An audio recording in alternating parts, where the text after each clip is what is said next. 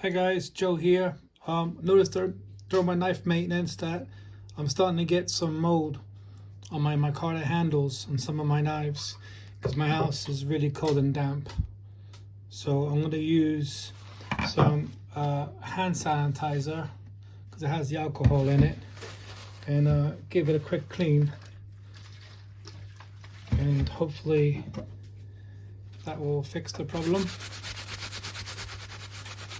I really just need my house sorted out, but can't put it crap with that.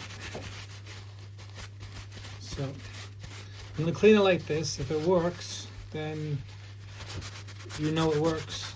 I won't do any of the videos. If you see more how-to videos, then you know it didn't work. But if you guys know how to clean mold off Micarta handles, leave a comment in the comment section for some help. Thanks, guys.